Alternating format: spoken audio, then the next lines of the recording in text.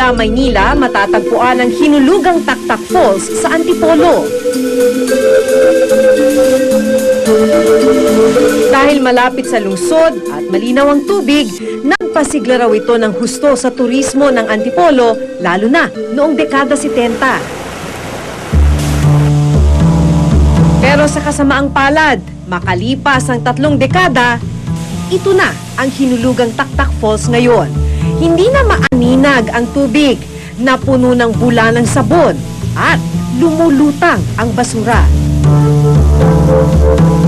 Dito pa lang maamoy mo na yung tubig.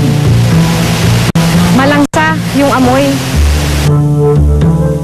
Sa kabila nito, bukas pa rin naman ang hinulugang Taktak National Park. Nagsiswimming ba kayo dito? Hindi po, madumi yan eh. Madumi. Sinubukan niyo na dati? Hindi po, kasi makita niyo po sa pinanggagalingan ng tubig na yan. Hindi kayo, di ko ito liligo dyan eh. Dahil marumi na ang tubig sa talon, sa isang maliit na swimming pool na lang nagkasya mga bata at ilang bakasyonista. Noong 1980s, idineklara ng DNR itong hinulugang Taktak bilang isang national park. Pagkatapos ng 10 taon o noong 1990s, naging isa na itong ganap na National Historical Shrine. Ayon sa Republic Act 6964, kapag idineklarang National Historical Shrine ang isang lugar o pasyalan, nangangahulugang kailangan itong pangalagaan. Pero sa sinapit ng hinulugang Taktak Falls, malinaw na hindi ito nasunod ng mga kinauukulan. Yung situation sa Taktak is more complicated than just government neglect. Because ang situation sa Pilipinas is responsibility ng bawat bahay na i-treat yung tubig and then dumidiretso sa waterways natin. So you're talking about yung sa bayan lang, yung tubig nila dumidiretso sa waterways natin, sewage na yan eh. Ilang metro lang ang layo mula sa gate ng hinulugang Taktak National Park, mas malawak na maruming tubig ang bumungad sa amin. Kailan mo nangamoy baboy to? Nangamoy dumi ng baboy?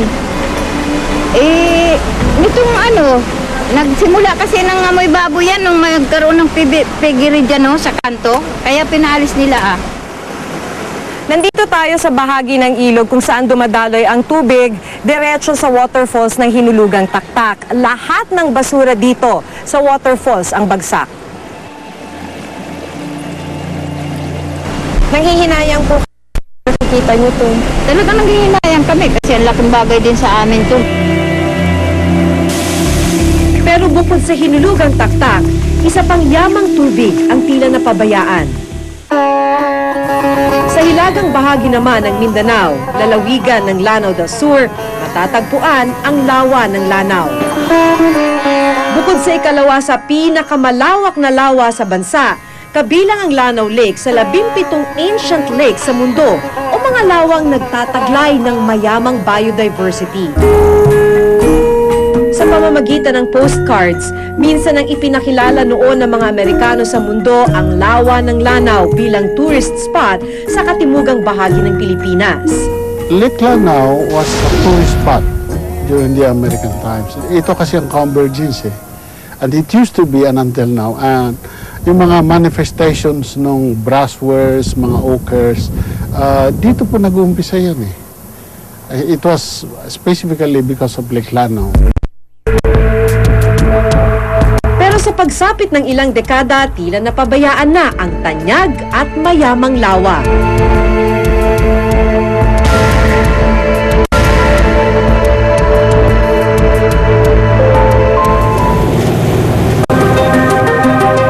Ngayon, bagsak ang kalidad ng tubig ayon sa ilang pag-aaral. Sa 3 sample results na nakuha namin, it's still class A, kaya lang may mataas doon na component ng coliform. Dahil na rin sa mga illegal settler na nakatira sa paligid nito, hindi na iwasang gawing basurahan ang lawa. Karamihan sa mga bahay dito nakadiretso sa lawa mga tubo galing sa mga palikuran.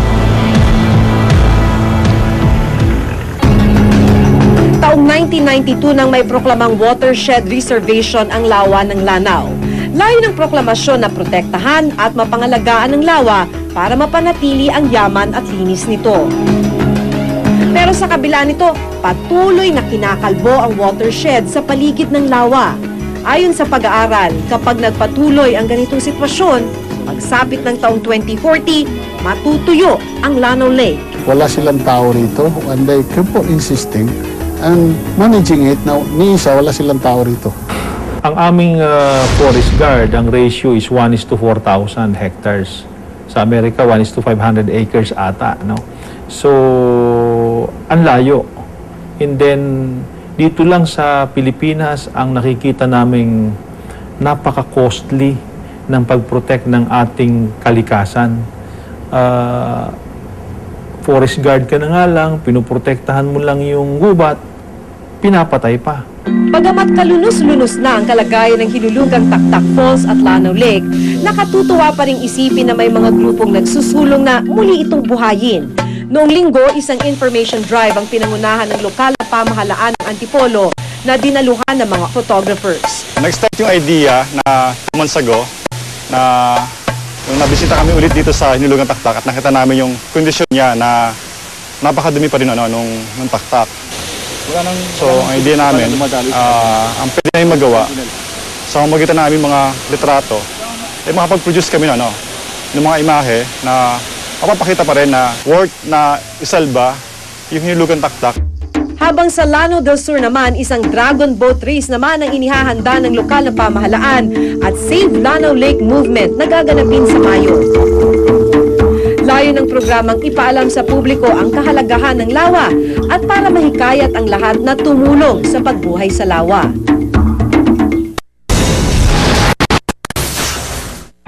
Natuklasan naming ang Crystal Cave ang pinakahuling daluyan ng drainage system ng buong barangay. Kaya lahat ng mga basura at duming itinatapon dito na sa loob ng kuweba dumidiretso at nananatili.